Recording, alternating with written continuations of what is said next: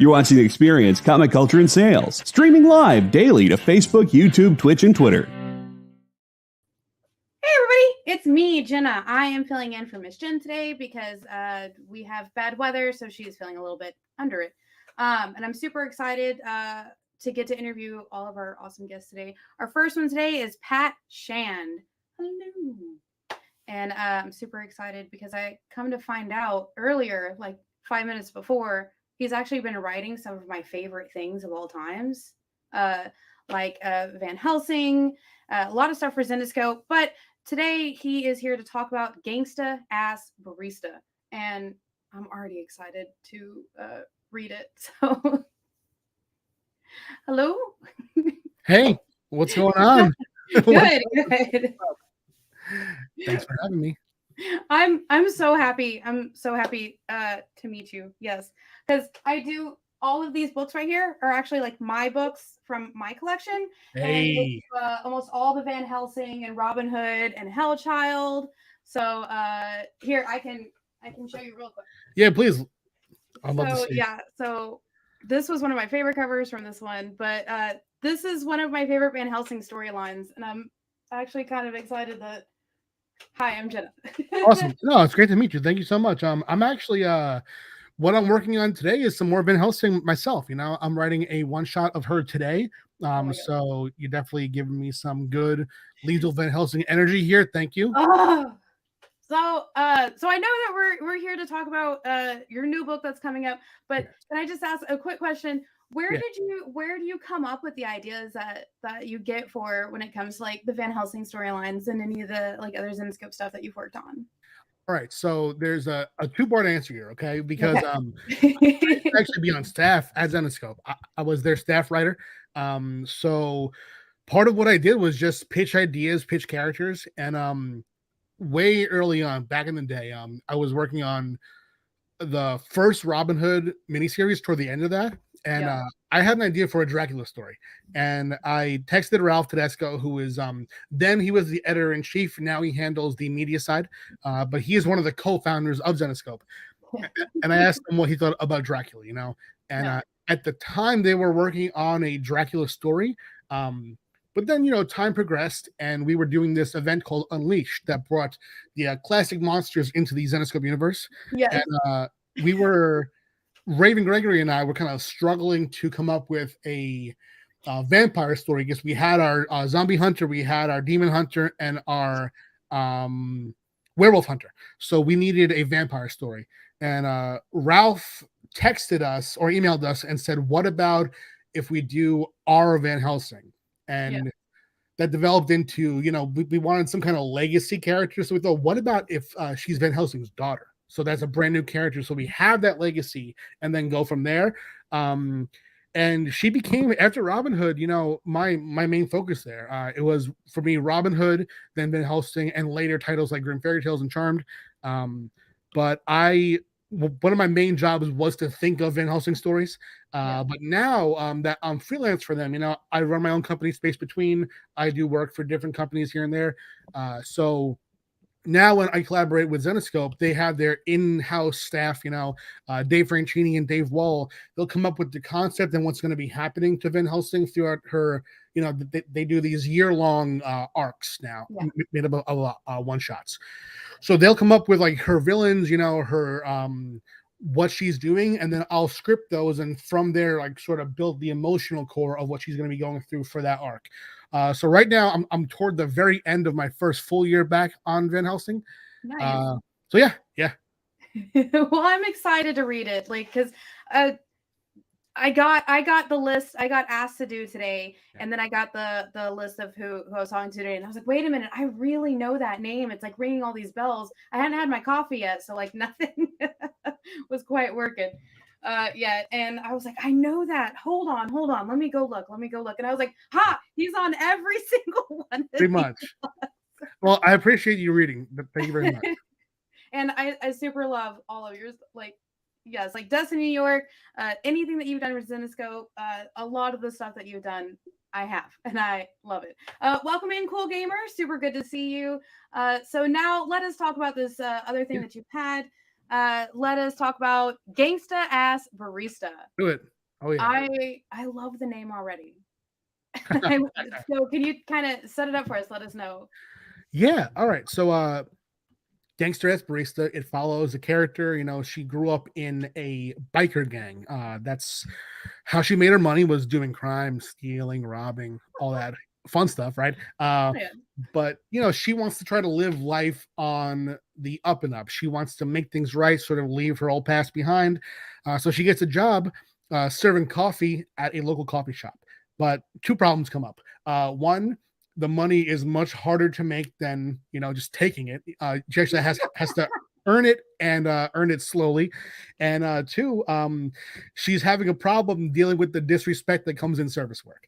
So she has to see if she can leave her old tendencies to sort of act out and destroy people's lives behind when she's put in this job that she's dealing with personalities that she would have normally just really acted out on in the past. Oh goodness. Have we met in real life? I feel like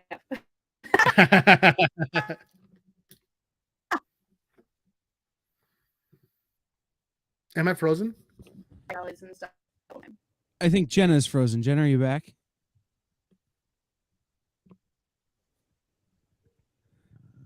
Yeah, they're having a big storm where they're at. Marco? So Okay. I think she's back. Yeah, I hear you now.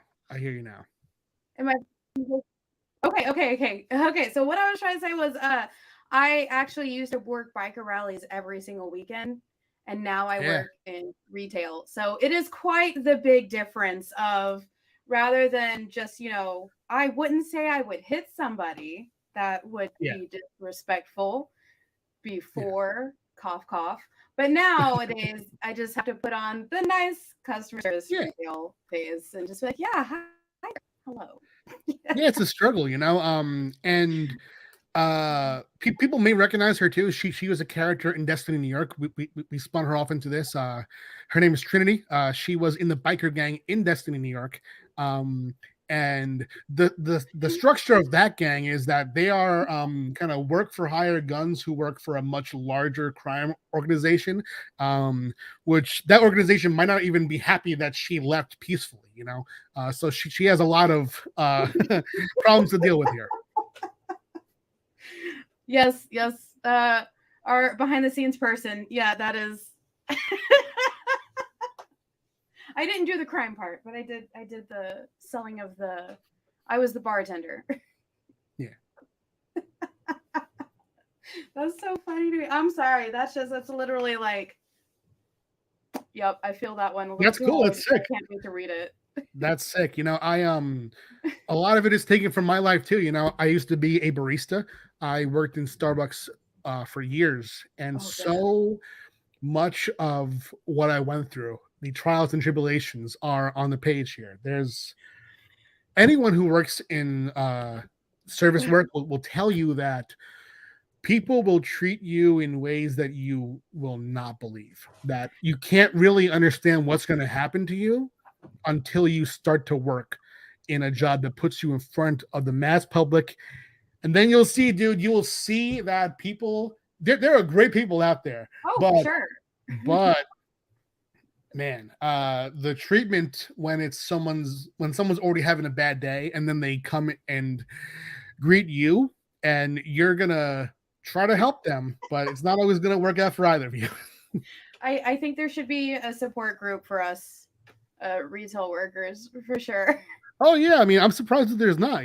There I worked at McDonald's for 4 years and Starbucks on and off for about 4 years as well. And treatment on different levels. People at McDonald's treated you as if you were the scum of the earth, whereas at Starbucks, they treated you as if you were so lucky to be serving them, right? Yeah. So just different levels of mistreatment, but all in retrospect, hilarious. I put a lot of stories that I still laugh about now in that book, but when it was happening, it wasn't that funny. No, I'm exactly the same way. I spent almost 2 years. I worked at GameStop in a mall. Mm. Yeah. And it's funny because coming off of that, I worked overnight at a gas station, and before that, I worked security in downtown. So it was like this weird, like this weird transition of just like getting treated worse and worse and worse. No, it's, I mean, you meet all walks of life in service work. It's true. Yeah. And now I have my dream job. And I think I'm so lucky to work in this store because 90% of the people that come in here are looking like for a friend, almost is how it feels. They're like, hey, you know, I like comics. And I'm like, I love comics too. And it's just, it's so cool. Great. And then getting to meet like all the writers and artists and everything is just absolutely amazing. I love talking with all of y'all. That is, and it's cool to hear that your shop is like that. You know, I feel like there's this perception of, you know, comic shops being a sort of place where you go to and you're scared to ask questions because you don't want to seem like you're not knowledgeable because people are always testing your knowledge and shit. But I get that a lot too. yeah, but it's cool that, you know, as someone who is behind the shop there and part of the team, it's cool that you're so excited by the community. You know, there's I feel like even when I got into comics, I saw that a lot of retailers were really always frustrated with their customer base. So that you can bring that positive energy there, I think will probably help foster it for new generations of people to read comics. We actually have a really fun game that we do in our store because we get so many parents or we get so many people that come in and be like, we've never read a comic and we don't think comics like superhero comics for us. Yeah. And the favorite thing we go is, what is your favorite TV show or movie right now? Like, what are you watching right now? And they'll tell us and we're like, guess what? There's a comic on it. Come this way. Yep.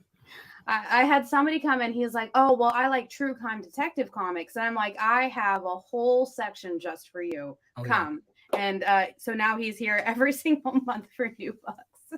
That's awesome. And that to me, that's how I got in as well. Because I didn't grow up reading comics. I started reading in my early 20s, the mid 2000s. And I was so excited by seeing that the TV shows that I love were being continued. You know, I started to read Supernatural comics, Buffy and Angel comics, and that led to me wanting to write them, those media tie-ins. And it's kind of a bummer that media tie-ins seem to be a bit less frequent and popular now. You know, they don't do them as much. But there was a time where almost every genre title that you can think of had a media tie-in comic that was going on for quite a while. I mean, even things like 24 did. That's crazy to think of now, you know? Yeah, definitely. And that's how I got to continue with Smallville. It was so much fun. And we got a question. What's it been like working with Black Mask? How did you get paired up with them? Ooh. All right. So I love this. In fact, I was on the phone with Pozzolo, who runs Black Mask, right before this.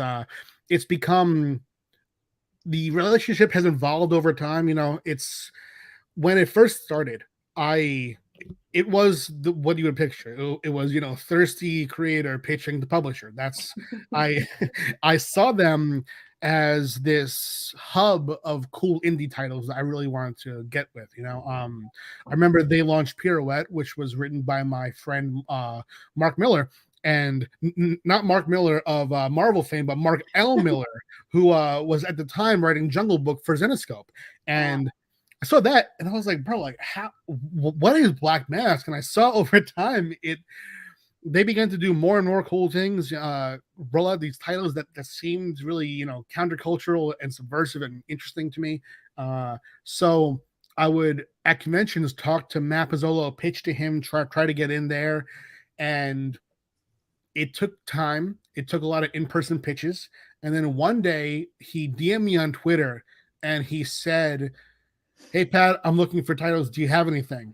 And I sent him 20 ideas thinking, you know, I shot my shot over and over and over and over. Now I want to show to him that when he's asking me, I'm ready. I got whatever genre you want, whatever kind of character-focused story, I got you. This is what I do. I'm going to come with this. So I sent him 20 ideas. And that day he picked up 3. Wow. And from ever since then, it's been on. You know, we did... of those 3, we've done 2 so far. The other one kind of fell to the back burner, but I still want to do it. It's just a bit more of a to-do. It's a bit more epic in scope. And then we've been talking about Kickstarter for a long time, so they began to pick up titles that I have essentially as licensing deals. With Destiny New York and now Gangster S Barista. I wrote and produced that one in 2018, so it's been years now. I thought I had seen that one before. I thought I'd seen it on like Amazon or Kickstarter, and I was like, that looks so familiar. I'm so glad. Yay. I'm not crazy. Yeah. It's so that's one of the perks is that it's fully done, it's 100% done. And now what we're doing is we are putting it out as single issues with brand new covers by Connor Hughes of White Ash fame, and the covers look amazing. To me, he is on his way toward being both interior and cover wise a gigantic household name as far as comics go. Amazing stuff. White Ash, his title with Charlie Stickney, it's just some of the best work out there. So we got him on covers, and each comic comes with a bonus story that when it's going to be collected, we'll all read as a 3-parter. So yeah, it's already done. And I've also, as far as Black Mass goes, I'm doing an imprint there where I'm selecting certain titles of their past productions to have these one-shots that will be continued to Kickstarter. So I'm working with them both on the creative side and sort of the admin side as we grow into Kickstarter. Okay, that sounds awesome. How does it feel to go from, hi, Lau, welcome in. How does it feel to go from like Zenescope and Black Mask and like companies like this, and then also trying to do Kickstarter? Does it feel like a big difference to you? Yeah. It's yes, it's I do have an overall vision of where I'm going as a creator, and both are nursing different goals of mine, midterm goals that will progress toward my overall vision and my overall goal. But Kickstarter has been great for me in that it just serves a different audience. The comic shop audience is at shops. The Kickstarter audience is on Kickstarter. There's overlap, but it's a lot smaller than you would think. There's one of the most common things I'll see, because conventions bring everyone together. Conventions are where both audiences go. But when I do conventions, every single time there are people who will see me who are like, oh, you have volume 5 now. I'll pick up back as last time I got volume 4. And then there are people who go, I'm in single issues. What is all this? You have volumes 3, 4, 5? Like, I don't get it. So I'll have to explain that the reason that you don't get it is because you're at the comic shop, and on Kickstarter, we're going further, so we'll get there in comic shops for sure. But those audiences do not overlap very much. So I've been able to grow people. I'll grow the group of people who want to read my stuff by just appealing to both very hard. I keep pushing more into shops and more on the Kickstarter. Like right now, I have my current Kickstarter. It's for a book called Mixed Magical Martial Arts. That too is in the Destiny New York universe, and that is, I think, my 25th solo Kickstarter that I'm doing here. And I started 6 years ago there. I've been doing it ever since. So right now, I will continue to do both at the same time, because there is just so many readers to be found on each one. Both the DM and Kickstarter have growth potential beyond anything that I would have thought of back in 2011 when I first started this. That's amazing. Wow. That is crazy. This man is everywhere. I can't escape him. My guy, Armin. Armin is someone that people should key into. He is a great creator who, what he's doing on Kickstarter this year is incredible. He is doing, and I say this every time I see him in the comments, Armin is doing a campaign per month, and he's skilling as he goes along. So what he's doing is this. He'll January. Yeah, first you do good. Yeah, I mean, he's the man. First few weeks of the month, he will kickstart it. Thing is, it's already made. He has it already printed. So as soon as it's done, bong, bong, bong, he gets it out there. Very impressive. Very impressive. That is absolutely amazing. So I guess my other question for you is, how does it feel with the community with Kickstarter, and then the community with like shops and stuff like that? Like, how do you have a preference, or do you just like both of the communities that both of those have built up? I like both. Both offer different things. The one thing that Kickstarter has up on it is it's not the end result. It's not the community. It is the process. Kickstarter, if someone doesn't have their book, it's my fault. I deal with that. Kickstarter, direct market, if someone doesn't have my book, in almost every situation, something happened with the publisher, the printer, something. So I'll have to investigate things and find out certain things and see how I can deal with it and solve that problem on my own. For example, I recently did a book through Scout Comics. Now, I love Scout. I still to this day mess with Scout. I will do more with Scout for sure. Yeah. However, they would also say that they messed this up. They released As of the Barb #1 with missing half of its dialogue. Now, oh no. Yeah. I haven't mentioned this before, but I will. Does that help with marketing? Yes. We were able to create a headline out of this book is missing half of its dialogue. You're getting a new version of As of the Barb #1, as #2 comes out, and that created a story. It created a moment. Now, would it have been smart to do that on purpose? Oh, yeah. Did that happen on purpose? Absolutely not. We found out as it came out.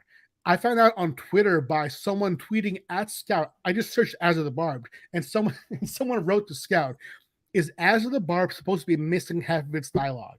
And I was like, I thought this has to be just like a small printing error. Maybe it's like a box or two, and that would have been bad. But I wrote back, and they showed me a picture, and I was like, let me ask other retailers. So I called my guy here in New York, and I said, can you please check to see if this book is missing dialogue? And the guy at the shop here was like, oh my God, it is. So I was like, oh, bruh, it's a problem. So that happened, and that isn't the thing that would have happened on Kickstarter because I would have been the last person to prove that, you know? So the fact that there are more people involved in the direct market creates a chain. And if there's, you know, a little problem with one of those links, then that's going to affect people at the end. With Kickstarter, I make myself every chain. People who are working for me have to also report back to me. I'll check on the work, so I, control it all. However, controlling it all is its own problem. Both have their good and bad points. With direct market, I do less. I create the book, pass it off, bang, done. Kickstarter, I'm involved doing everything. So that's both a good and bad thing for sure. All right. So we are in our last about 5 minutes. So I always have to ask this question. This is the most important question of the entire interview. It is getting cold outside now, right? Well, it is cold in a lot of areas everybody's in. So what is a go-to warm sandwich and soup that you need on a cold day? Oh boy. All right. Soup, chicken noodles, of course, a banger. That's classic. It's not a soup, but chili, just, the bowl-centric food. Chili, of course. Sure. Also, a nice hearty beef soup, awesome. But I'll stick with chicken noodle as #1. Sandwich for warm times. I like a chicken cutlet sandwich. Some fresh mozzarella on that. Just a nice warm chicken sandwich. Not too complicated. Just either no sauce or mayo or some balsamic. That's fine too. Or this is all right, I'm getting in depth here. Okay, I'm ready. I'm taking it. If we have the soup for sure, that's sandwich. If we have no soup, a chicken parm hero with vodka sauce, boom. Yeah. Perfect. Awesome. So where can everybody catch you on socials? All right. I'm at Pat Chan pretty much everywhere. Twitter, Facebook, TikTok, Instagram. I do an Etsy store as well. That's Space Between Comics. My company is Space Between Entertainment. It's Space Between Ent on all social media. Check me out there. My newsletter is tinyletter.com/PatShand. My Kickstarter right now, that's tinyurl.com/MMMA comic. That's 3 M's A comic. That's live right now. And if you want to pre-order Gangster Ass Barista. We are on FOC for today. That means call your shop, call this shop, and say I want Gangster Ass Barista. That's the code SEP221442. Ooh. Look at that. Got all the details right there. That was amazing. So yeah, I've already made notes of the soup and the sandwich. Hey, very good. I need them. I wasn't going to chime in, but I have a question for Pat. Yeah. Okay. Pat, I saw you at Baltimore, but the weekend before or the 2 weekends before, You had a very what's the word for?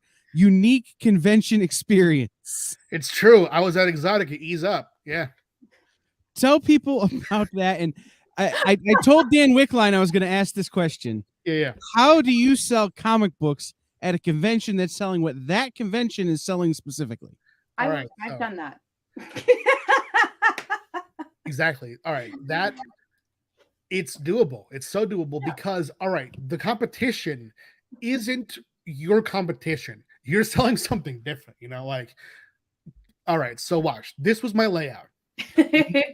Next to me, the guy is selling paddles. People go there, get spanked, buy a paddle or don't. Across from me, she's selling lap dances. That's not what I'm offering, right? Yet. Then on this side, it's Brazzers. You already know what they're offering, not me. What I'm offering is comic books. I have graphic novels that people come to the booth and they go, what is this? And I do some books that have, sexier covers. I do some books that are erotic in content, but also we have books that have, like Smoke Weeds to the Future.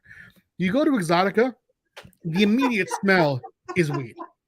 As soon as you're there, you smell weed. So I'm like, oh, this book is going to do great there. I put it out prominently. Then the other books were Thirsty, which is my adult book. We had Destiny New York. They all did pretty well. What I learned, though, is that audience, it's got to be merch. I have to bring more merch. I had this pin. My editor, Shannon, was begging me to get it done on time, but it was just too much. My provider is in England. They take a long time. The pin is a butt, and it says, cheeked up. Now, next Exotica, people are going to want it because it would represent them, So I'm going to go harder on merch next year, but that con taught me a lesson. When you are thinking of going to a Comic-Con, don't just think of Comic-Cons. Think of cons, conferences, period. There are different kinds of topics out there that your books may appeal to. If you have a book that's cat or dog focus, think about pet cons. If you have a book that has a weed reference, Exotica also does 420 con. Do that. So my goal is overall to always grow, always expand, and doing Exotica taught me that no matter what the topic is, if I have a book that could somehow tie in, I'm there. Definitely.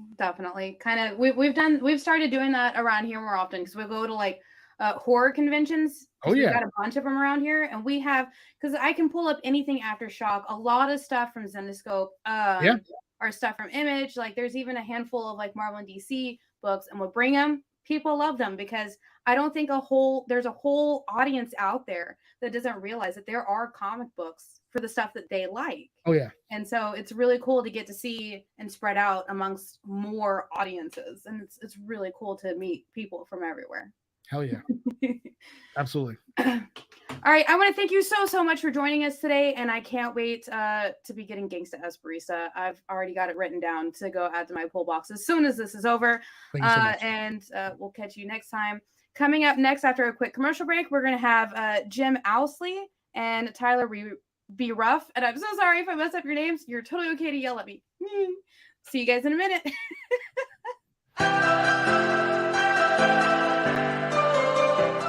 This is The Experience.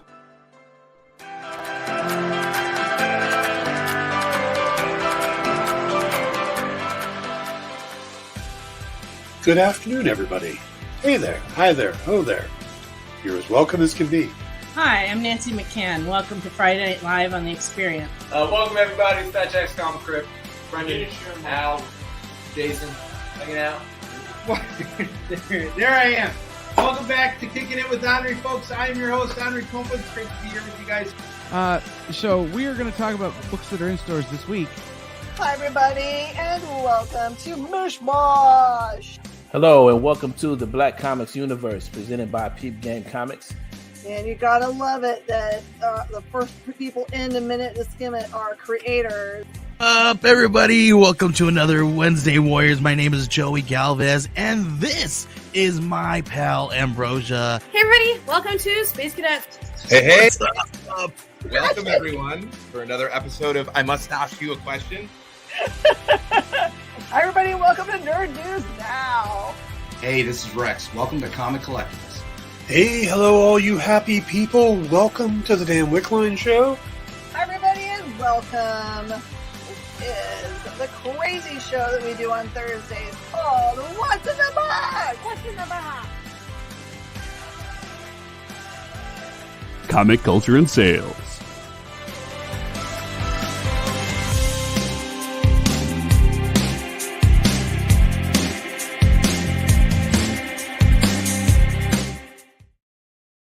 Did you know that every experience show, including some exclusive content, streams on Twitch? Check it out. Twitch.tv/the_EXP. Or just scan that QR code.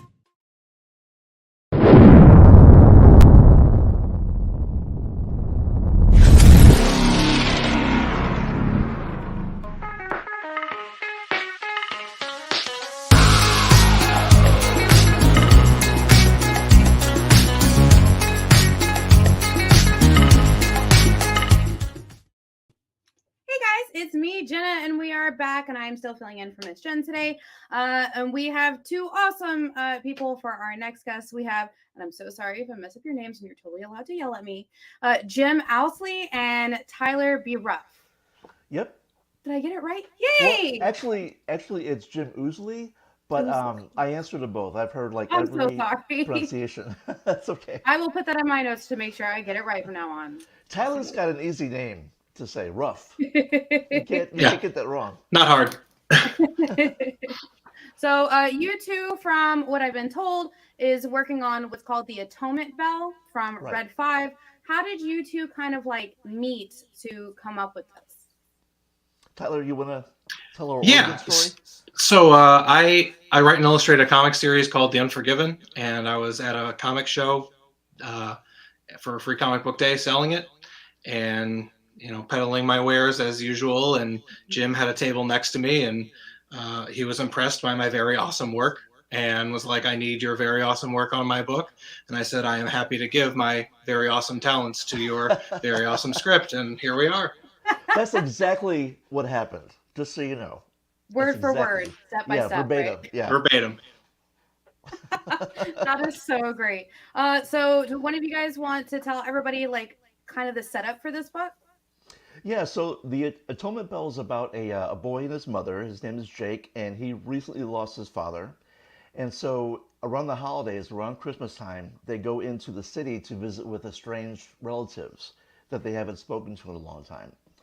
And along with his cousin, Baby Al, and his Bosnian friend, Sarah, they kind of uncover the kind of the darkest and most disturbing secret in St. Louis. And they kind of get involved in a bit of a tug-of-war between the Coven and the Catholic Church. And it's about all kinds of things. It's a horror story, so it's hopefully creepy and kind of scary, but it's also about family and how far you would go to defend family and what family really is. So it's sort of a multi-tiered book as far as the story is concerned, and yeah, we're just really happy with the way it's turned out, and kind of finally excited that it's actually coming out this week, because it's been such a long journey for us, For sure. So this one is also being done through Red 5 as well, correct? That's correct. Awesome. So how did that come about? Like, how did you like present it to Red 5, or did they like reach out to you? How did that come about? Well, my friend Ben Sawyer, who's actually doing the colors on the Atonement Bell, he and I did a horror anthology called The Atonement Bell. And I wrote all the stories, and he was the illustrator. And he was at San Diego Comic-Con one year and was going around, as you do, to the various publishers and trying to get them your stuff. And the Red 5 guys looked through the Dead Palace, and they really liked it. And they said, we want to talk to you. So the initial idea was for us to do like an anthology series for the Dead Palace. But what ended up happening was they said, well, because the stories are differing lengths, and that was kind of by design, is there anything in the book that you want to pitch to us as its own thing? And I thought, yeah, Butcher Queen would be really cool. I'm actually wearing my Butcher Queen shirt today. And yeah, they said, can you pitch us a story? So I had a few days to like come up with a whole story to pitch to them, and I did, and they liked it. And so we ended up doing Butcher Queen Black Star City. That was the first series. That first volume is out now, and then the second series is called Butcher Queen Planet of the Dead, which you can get on like Comixology and that kind of stuff. And that brings us to the Atonement Bell, which is the Atonement Bell is sort of like a bucket list item because I've always wanted to do a horror series, and working with Tyler, who's also a horror fan. It's been so cool. I'm so happy with the way it turned out, you know. Oh, that's so exciting. Hey, Kenneth, welcome in. So you guys kind of like really got along based off of like the horror like aspect of it. Is that what I'm hearing? Mm-hmm. Yep. What is like your favorite horror comic that you've gotten to read recently? Recently, I think the one that I really like is well, there's a couple. There's Something's Killing the Children, and I really like the nice house at the end of the street. That's a really good one. And I liked, oh gosh, it's one of those questions where when you're asked point blank, your mind blanks. For sure. And the Me You Love in the Dark is also a really good one. Yes, yeah. I like that one a lot. And what about you, Tyler? Yeah, recently, Revival by Tim Seeley. I finally got around to reading that whole thing and really enjoyed it. I had started it, years back when it first started coming out, and then dropped off until it finished, and then picked it up and finished it up, and I really liked that. And Uzumaki, by Junji Ito. Yeah. I loved and was disturbed by that. Oh gosh, I think anything Junji Ito does is amazing. Just amazing. And we have like all of his entire collection at our store, and everybody here at the staff's been picking them up like one at a time. Like, okay, it's your turn to read this one. It's your turn to read this one. So, do you guys draw inspiration like from other horror books, or is there like something around you that you get like your inspirations for this? Speaking for me, I mean, I think sometimes real life is enough of an inspiration, I mean, I'm a big horror fan, but strangely enough, when I read a horror book or a comic or see a movie, it's mostly for escapism, and I like having my buttons pushed a little bit, But as far as like what usually inspires stories, it's usually something that happened in real life, and it's something that I need to sort of like work my way through and try to figure out for myself, and that usually turns into a story that I enjoy writing, What about you, Tyler? Where do you get most of your inspirations from? Well, I have quite a few influences, but mostly, I'm just a product of everything I've ever seen and loved, and it comes out in ways that I can't really predict or control. But sometimes I'll be looking at some of my work and be like, years later, oh, that's definitely something that I gestated from this person and made my own in this. So someone will maybe discover that at some point, and but at least in terms of art wise, story wise, hopefully most of what I do is pretty original. I hope. Yeah, and let me just say, same for me. Definitely. I can definitely see kind of like just how the world is going on right now in craziness. Yeah, it's not great, right? I was trying to be nice, but that's pretty much, it's not. Yeah, 20,000 years of this, 7 more to go, right? So. But I always think that like, and we live in the St. Louis metropolitan area, and the Atonement Bell is the first thing that I've ever done that actually takes place in my hometown, in my home city. Oh, wow. And if you read about St. Louis in the past, you know there's some great things, there's some not so great things, and all those things are kind of influence our story. One thing that I wanted to do that I've kind of talked about before is, I think St. Louis as a city gets a bad rap from a lot of narrative media, like movies and books and things like that. And one thing that we really wanted to do is spotlight, the great things about the city in our horror story. So, we, for example, we have like the largest Bosnian population. I think that's right, Tyler, isn't that? Like I would have to look it up. I'm not sure if it's the largest or not, but like, it is a large Bosnian population. Yeah, and they actually revitalized part of our city, and so it's a very ethnically diverse city, and also the architecture is really unique, and Tyler's done an amazing job of capturing that aesthetic, So as far as a horror story, it's all these things lend itself to being original. So here's some architecture from the St. Louis Public Library in the second issue. Yeah. You can see it is a very, very gorgeous building, and I tried to really capture that here. Oh, that's amazing. So I still do all my inking and penciling traditionally. So. And having been there, he did a remarkable job of capturing that. So all those sort of elements we're bringing to the Atonement Bell and hoping it's a unique experience for the reader.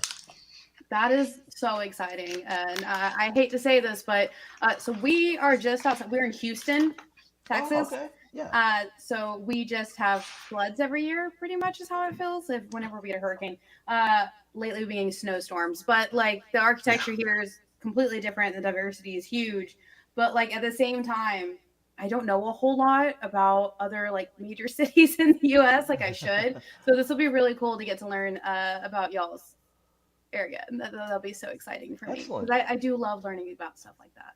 Awesome. Yeah. Well, I honestly, without being too, try to lend some humility to it, I think I really nailed the aesthetic here of St. Louis and the vibe. So it should give you a good sense of what the city's about. If you're worried about humility, I can say it for you. Tyler really nailed the aesthetic of St. Louis. Props. So he really did. I mean, people that have been here have commented on that, like when they've seen preview art, and they're just like, "Wow, that's maybe the best representation of the city." Because I know that there have been stories that have taken place, like DC, I think, had a detective, and that little miniseries took place in St. Louis, but it just looked like any other city. But Tyler really went the extra mile and captured the aesthetic so well. And like I said, I hope that for the reader, for a horror comic, it gives a little bit more of a unique flavor to whoever is reading it. That way you can really like just lose yourself into the whole thing. That's exciting. I hope so. Yeah. I'm super excited. Jen, do you work with that art was amazing. Yeah, he's great. Look, he's like, yeah, I know. I mean, I worked really hard on it, so I hope it comes through. And Hey, Jenna, do you work with Jen King? Yes, she is actually my boss. She's cool. usually here, but she wasn't feeling well today, so I'm covering in for her. We had a really nasty storm come in, and I think it just might have messed with her a little bit. Oh, okay. Well, please tell her I said hi. I met her for the first time in San Diego this past summer. Oh, okay. And she's a pretty awesome lady. Yes, the stories that she tells me, she's actually been in the comic industry for over 30 years. Yeah. And she's like recognized across the board, and it's just like, well, I'm sitting in her chair today, so yay. So I do run a lot of the other shows that we have on this channel, like the sales shows for the store. There's also another talk show with Space Cadets with a couple of us from the store. So yes, also we did go to question, how many issues do you have planned? It's a 4-issue series. Yep. Red 5 usually works with they usually do 4 issues. Sometimes 5 or 6 at the most usually. Yeah. But this one really worked well for a 4-issue series. I think it's paced really well. It has a satisfying ending, hopefully, and it feels earned. So it felt like it worked best for a 4-issue series. Okay, that's awesome. Yeah. Mm-hmm. So I love Red 5. I actually own most of their stuff. Oh, cool. and Joshua Starnes comes into our store like weekly to do That's our either like publisher, signings yeah. and stuff like that. So it's like super cool to get to meet more people from Red 5, and it's just like I'm excited. This whole day has been super exciting. I got to meet some of my favorite people. Oh, cool. And we'll probably become some of your favorite people as well. Probably. Hopefully. Maybe you get to see this awesome face more often. I do There you I do like to talk about all kinds of things.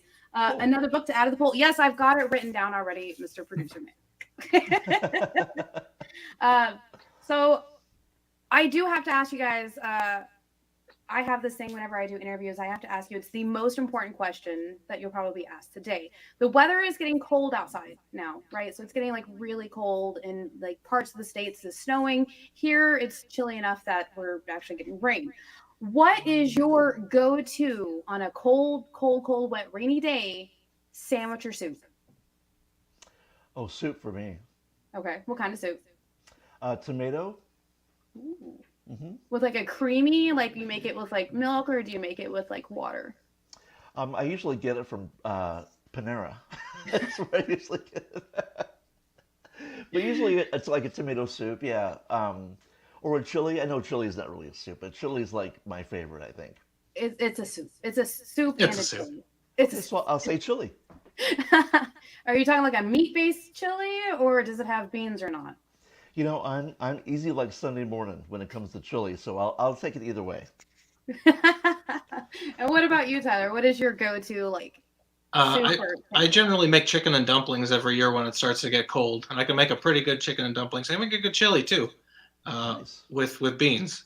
Mine has beans. So Hey Tyler, can you make some chili and bring it for me at the launch event on Saturday? That's too short notice. I got my schedule planned out until like December 31st. So. Well, it sounds like chili for December 31st then.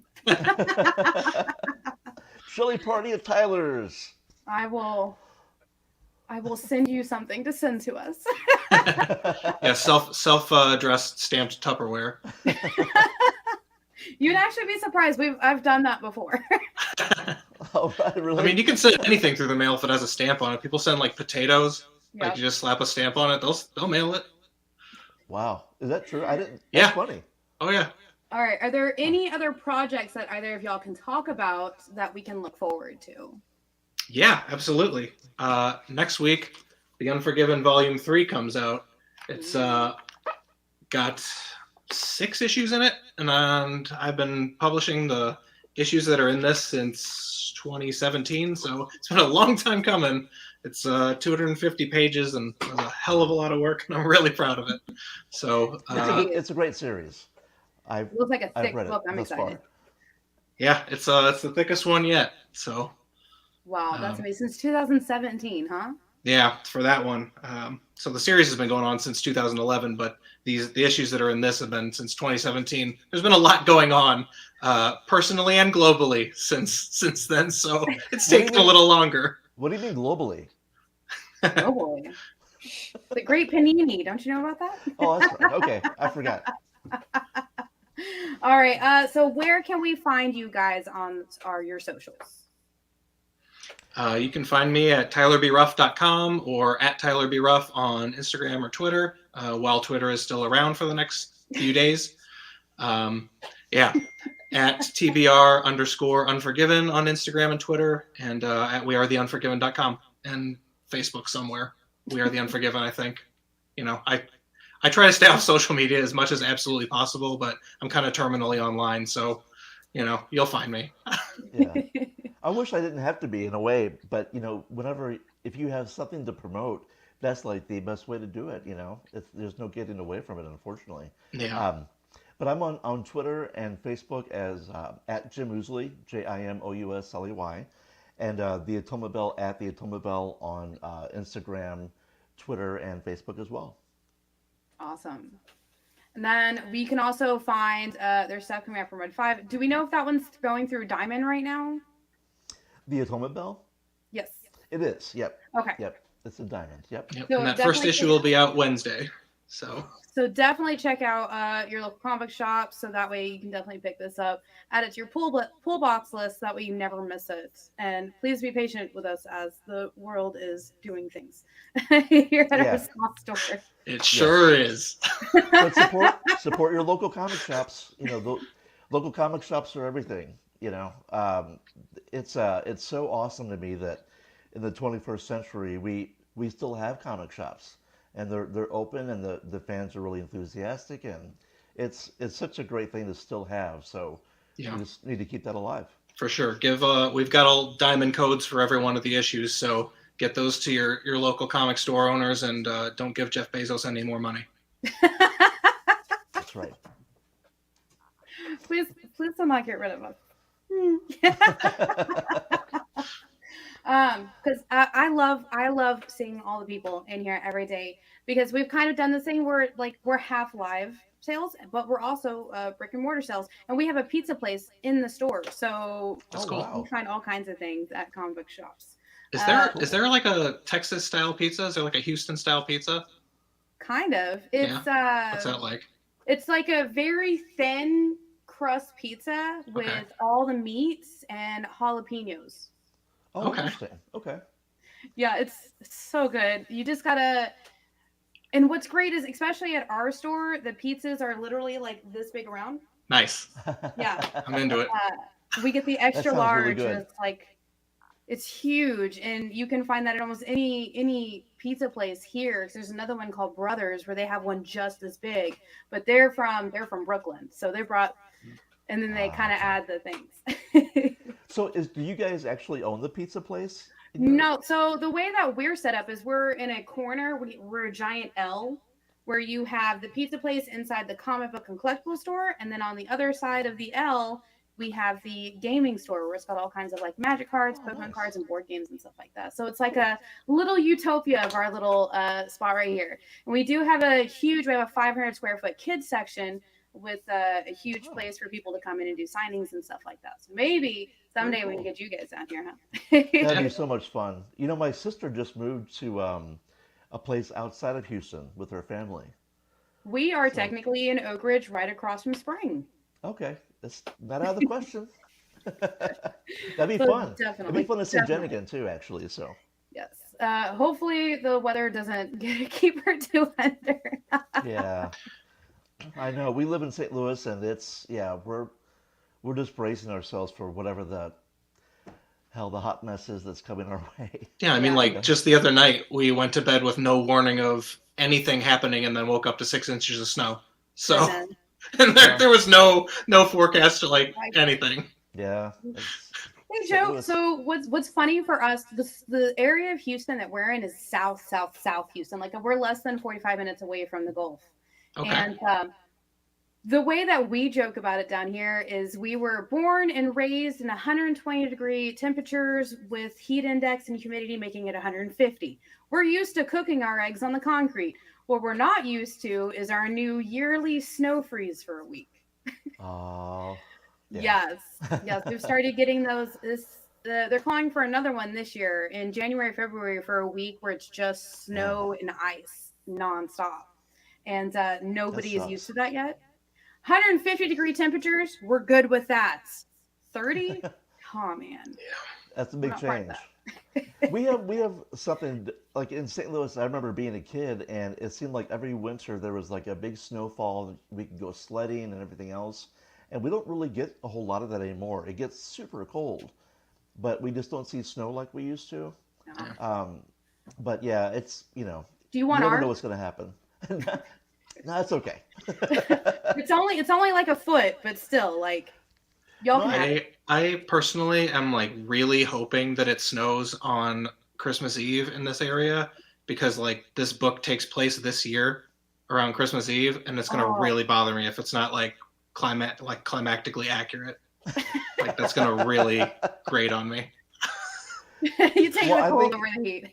If it doesn't snow, Tyler, what I could do is you can make some chili, and I can come over and we can watch horror movies and have chili. That's perfect. Sounds good, but it doesn't make the book any more accurate. I'm sure it's snowing somewhere on Christmas Eve. Yeah, it'll just be an alternate universe. It's fine. It's fine. Perfect. I love it.